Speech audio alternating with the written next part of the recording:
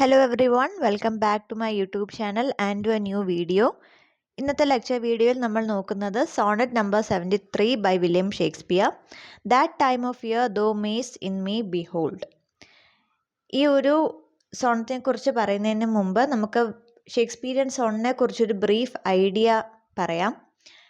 Shakespearean Sonet എന്ന് പറയുന്നത് 154 sonnets ആണ് ഷേക്സ്പിയർ എഴുതിയിട്ടുള്ളത്. അതിൽ ആദ്യത്തെ 126, അതായത് സോണറ്റ് 1 to 126 എന്ന് പറയുന്നത് ഫെയർ യൂത്തിനെയാണ് അഡ്രസ്സ് ചെയ്യുന്നത്. 127 to 153 സോണറ്റ്സ് ഡാർക്ക് ലേഡിയാണ് അഡ്രസ്സ് ചെയ്യുന്നത്. അതുപോലെ അവസാനത്തെ 2 സോണറ്റ്സ് 153 and 154 ഗ്രീക്ക് സോണറ്റ് എന്നാണ് അറിയപ്പെടുന്നത്. അത് ക്യൂപ്പിഡിനെയാണ് അഡ്രസ്സ് ചെയ്യുന്നത്. നമ്മുടെ സോണറ്റ് 73 എന്ന് പറയുന്നത് ഫെയർ യൂത്ത് സോണറ്റിൻ്റെ അകത്ത് വരുന്ന ഒരു സോണറ്റാണ്. ഈ ഫെയർ യൂത്ത് എന്ന് പറയുന്നത് WH എന്നുള്ള ഇനിഷ്യലിലും അറിയപ്പെടുന്നുണ്ട്. ഇത് ആരാണെന്നുള്ളതിൽ ഒരു സിംഗിൾ ഒപ്പീനിയൻ ഇല്ല. വില്യം ഹെർബർട്ട് അല്ലെങ്കിൽ ഹെൻറി റൈറ്റ്സലി എന്ന 2 പേട്രൻസിൻ്റെ പേര് പൊതുവായി പറഞ്ഞു കേൾക്കാറുണ്ട്. അതുപോലെ തന്നെ ഡാർക്ക് ലേഡി ആരാണെന്നും ഒരു സിംഗിൾ ആയിട്ടൊരു ഒപ്പീനിയൻ ക്രിട്ടിക്സിൻ്റെ കയ്യിലില്ല. അതുകൊണ്ടാണ് ഇവരെയൊക്കെ ഫെയർ യൂത്ത് എന്നും ഡാർക്ക് ലേഡി എന്നും വിശേഷിപ്പിക്കുന്നത്. അപ്പോൾ sonnet number 73 is address to fair youth or WH. ഈ ഒരു സോണറ്റിൻ്റെ സ്ട്രക്ചറിനെ കുറിച്ച് പറയുകയാണെങ്കിൽ 14 ലൈൻസ് ആണ്. 3 ക്വാർട്ടറൈൻ ആണുള്ളത്. ഒരു ക്വാർട്ടറൈനിൽ 4 ലൈൻ വീതം കാണും. അവസാനം ഒരു കപ്ലറ്റ് കാണും. റൈം സ്കീം ആണെങ്കിൽ AB AB CD CD EF EF GG എന്നുള്ള സ്കീമിലാണ് വരുന്നത്. ആദ്യത്തെ ക്വാർട്ടറൈൻ എന്ന് പറയുന്നത് സോണറ്റിൻ്റെ തീം ഇൻട്രൊഡ്യൂസ് ചെയ്യുന്നു. രണ്ടാമത്തെ ക്വാർട്ടറൈൻ ആ തീമിനെ ഡെവലപ്പ് ചെയ്യുന്നു. മൂന്നാമത്തെ ക്വാർട്ടറൈനിൽ ഒരു ചെറിയൊരു ഷിഫ്റ്റ് നമുക്ക് കാണാൻ സാധിക്കും. അതിനെയാണ് വോൾട്ട എന്ന് പറയുന്നത്. ആ ഒരു ടോൺ അല്ലെങ്കിൽ ഇതുവരെ പറഞ്ഞുകൊണ്ടിരുന്ന തോട്ടിൽ നിന്ന് ചെറിയൊരു ഷിഫ്റ്റ് സംഭവിക്കുന്നു മൂന്നാമത്തെ ക്വാർട്ടറൈനിൽ. അവസാനത്തെ കപ്ലറ്റിൽ ഒരു കൺക്ലൂഷൻ അല്ലെങ്കിൽ റെസൊല്യൂഷൻ നമുക്ക് കാണാൻ സാധിക്കും. ഇതാണ് ഷേക്സ്പിയറിയൻ സോണറ്റിനെ കുറിച്ചുള്ള ഒരു ഓവർവ്യൂ. ഇനി നമുക്ക് നമ്മുടെ സോണറ്റിലേക്ക് കടക്കാം. സോണറ്റ് നമ്പർ 73 തീം എന്ന് പറയുന്നത് ഓൾഡ് ഏജ് ആണ്.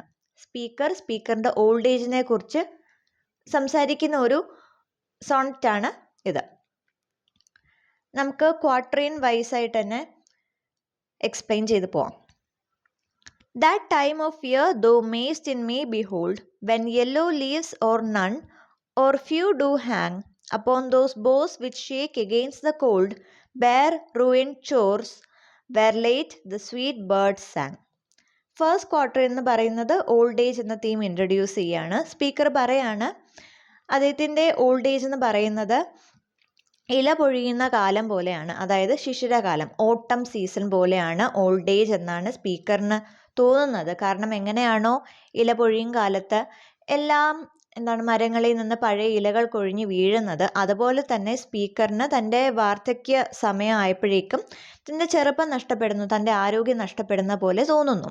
അതാണ് ഫസ്റ്റ് മെറ്റഫർ വരുന്നത്. Okay, age is like A time of year, that is the late ഓട്ടം. ഇനി സെക്കൻഡ് ക്വാർട്ടറിൽ നോക്കാം.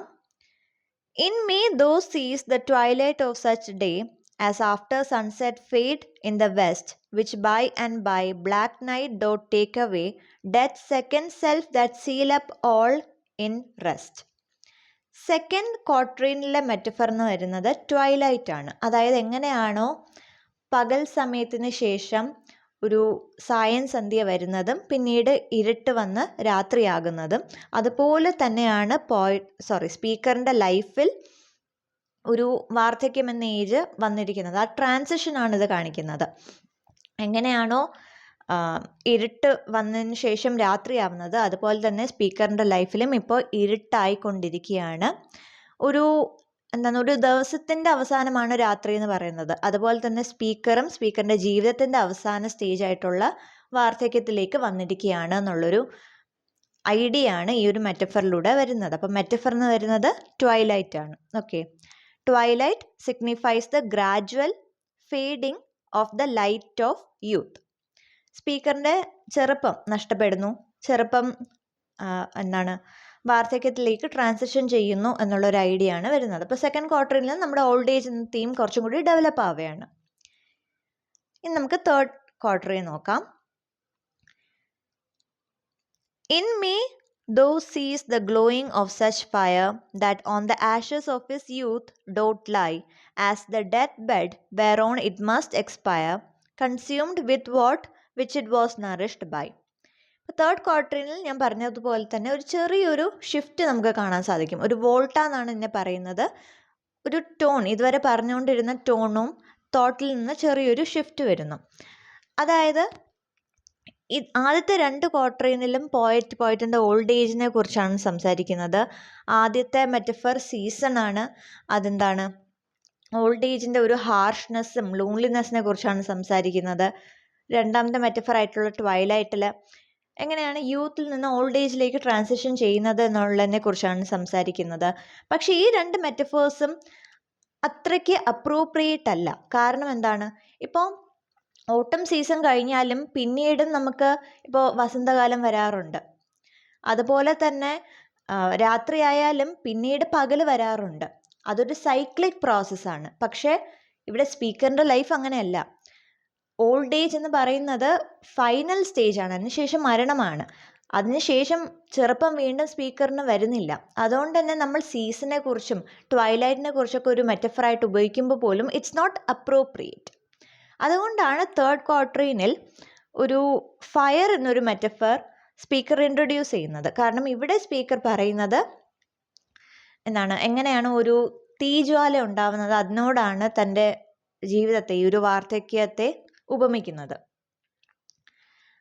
ഇവിടെ എന്താണ് സംഭവിക്കുന്നത്, സ്പീക്കർ പറയാണ് എങ്ങനെയാണോ ഒരു തീ അണഞ്ഞ് അവസാനം ചാമ്പലാകുന്നത്, അതുപോലെ തന്നെയാണ് എൻ്റെ ലൈഫിലെ ഈ ഒരു ഓൾഡ് സ്റ്റേജ് എന്ന് പറയുന്നത്. കാരണം ആ ഒരു ആരോഗ്യം ഉള്ള ഒരു ചെറുപ്പമുള്ള ഒരു ആക്റ്റീവായിട്ടിരുന്ന ഒരു സ്റ്റേജാണ് യൂത്ത്. അതിനെയാണ് ആ ഒരു ഗ്ലോയിങ് ഫയർ കൊണ്ട് ഉപമിക്കുന്നത്. അത് പതുക്കെ അണഞ്ഞു വരെയാണ്. അവസാനം എന്താണ് ബാക്കി ഉണ്ടാവുന്നത്, ആ ഒരു ചാര മാത്രമാണ് ഉണ്ടായിരുന്ന ഒരു കാലത്ത്, ഒരു ചാര മാത്രമാണ് ബാക്കി ഉണ്ടാവുന്നത്. അതുകൊണ്ടാണ് ഈ ഒരു മെറ്റഫർ ഇവിടെ സിഗ്നിഫിക്കൻ്റ് ആവുന്നത്. ഓക്കെ,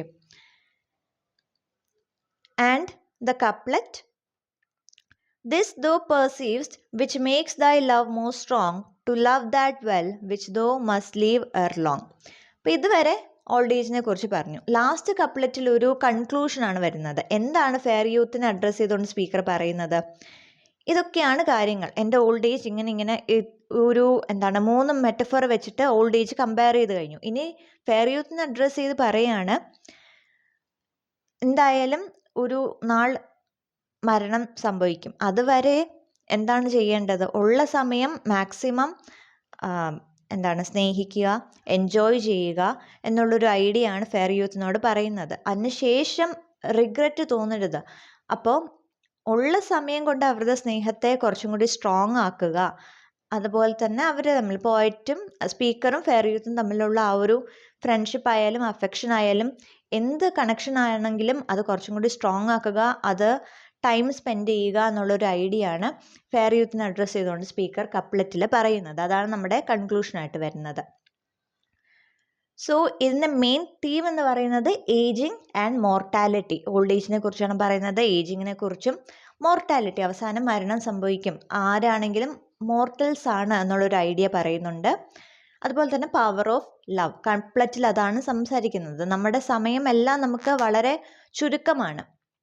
അപ്പോൾ ഉള്ള സമയം നമ്മൾ പരസ്പരം സ്നേഹിക്കണം, സഹായിക്കണം, ഉള്ള സമയം നമ്മൾ ചെറിഷ് ചെയ്യണം എന്നുള്ളൊരു ഐഡിയയും കൂടി കപ്ലറ്റിലൂടെ സ്പീക്കർ പറയുന്നുണ്ട്. ഇതാണ് ഈ ഒരു പോയത്തിൻ്റെ തീമായിട്ടും വരുന്നത്. സോ ഈ ഒരു സോണറ്റിൻ്റെ ഐഡിയ നിങ്ങൾക്ക് കിട്ടിയെന്ന് ഞാൻ വിശ്വസിക്കുന്നു. ഈ ഒരു ലെക്ചർ വീഡിയോ ഹെൽപ്ഫുൾ ആണെങ്കിൽ വീഡിയോ ലൈക്ക് ചെയ്യുക. കൂടുതൽ ഇംഗ്ലീഷ് കോണ്ടൻറ്റിന് വേണ്ടി, ലെക്ചർ വീഡിയോസിന് വേണ്ടി ചാനൽ സബ്സ്ക്രൈബ് ചെയ്യുക. ആൻഡ് ഇനി ഏതെങ്കിലും ഷേക്സ്പിയർ സോണറ്റിനെ കുറിച്ചൊരു ലെക്ചർ വീഡിയോ ആവശ്യമുണ്ടെങ്കിൽ അത് കമൻറ്റ് സെക്ഷനിൽ പറയാൻ മറക്കണ്ട. ഈ ഒരു ഡിസ്കസ് ചെയ്ത summary and analysis Telegram channel available ആയിരിക്കും. ലിങ്ക് കമൻറ്റ് സെക്ഷനിൽ കാണാവുന്നതാണ്. Join if interested, and I will see you in a new video. Till then, take care.